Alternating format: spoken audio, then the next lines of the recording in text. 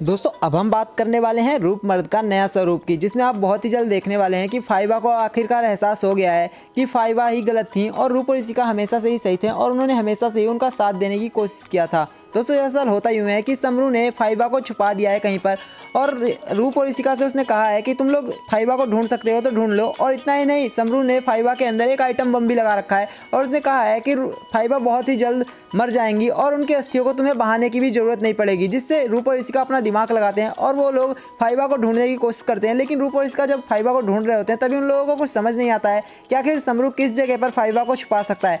और तभी रूप के हाथ से पानी गिरता है, जिससे इसका को समझ में आ जाता है और इसका कहती है कि समरू ने कहा था कि फाइबा की अस्थियों को हमें बहाने की भी जरूरत नहीं पड़ेगी। और तभी ऋषिका कहती है कि फाइबा किसी ऐसी जगह पर ही होंगी जहाँ पर पहले से ही पानी होगा, क्योंकि वहाँ पर हमें उनकी अस्थियों को बहाना नहीं पड़ेगा। और तभी रूप कहता है कि तुम बिल्कुल सही कह रही हो, लेकिन रूप कहता है कि यहाँ पर तो कोई नदी और तालाब है ही नहीं आसपास में।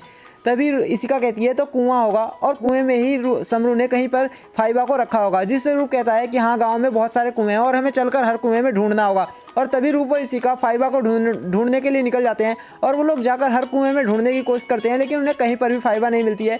और तभी समरू का कॉल आता है रूप पर और समरू कहता है कि तुम लोग फाइबा को कितनी भी ढूंढने की कोशिश कर लो, लेकिन तुम्हें फाइबा नहीं मिल पाएंगी। जिससे ये सुनकर रूप को बहुत गुस्सा आता है और रूप कहता है कि तुम अभी चुप रहो और हम लोग फाइबा को ढूंढ कर ही रहेंगे। और तभी रूप समरू का फ़ोन काट देता है और रूप और ऋषिका फिर से ढूंढने लग जाते हैं, लेकिन उन लोगों को कहीं पर भी फाइबा नहीं मिलती है। और वहीं समरू बार बार कॉल करके रूप को परेशान कर रहा होता है और वो उसका टाइम भी वेस्ट करा रहा होता है और साथ ही वो रूप को भड़का रहा होता है और कह रहा होता है कि तुमको फाइबा कहीं पर भी नहीं मिलेंगी, क्योंकि मैंने उसे ऐसी जगह पर छुपाया है जहाँ पर तुम लोगों का पहुँचना भी नामुमकिन है। तभी रूप और ऋषिका अपनी ढूंढने की पूरी कोशिश करते हैं और रूप को याद आता है कि गांव में एक और कुआं है जहां पर हम लोगों को जाकर देखना चाहिए। और तभी रूप और ऋषिका वहां पर जाते हैं और वो लोग कहते हैं कि शायद हो सकता है कि फाइबा यहीं पर ही हो।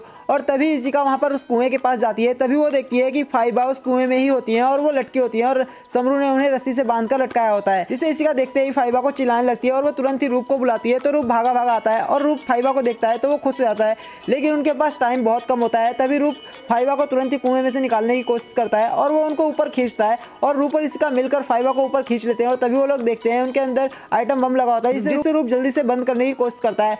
और जब रूप और ऋषिका सही सलामत बच जाते हैं तभी फाइबा को एहसास होता है और वो कहती हैं कि तुम लोग बिल्कुल सही थे और मैंने समरू पर इतना भरोसा किया, लेकिन समरू ने ही मुझे धोखा दिया और मैंने कभी नहीं सोचा था कि समरू ऐसा करेगा तुम लोगों के साथ। और समरू के साथ मिलकर मैंने तुम लोगों के साथ भी बहुत गलत किया और इतना ही नहीं, मैंने शमशेर सिंह को जेल भी भिजवा दिया। जिससे रूप और ऋषिका कहते हैं कोई बात नहीं, सब कुछ ठीक हो जाएगा, अब आप सही हो गई हैं तो सब कुछ सही हो जाएगा। तो दोस्तों ऐसी ही अपडेट जानने के लिए आप हमारे चैनल को सब्सक्राइब करना ना भूलें।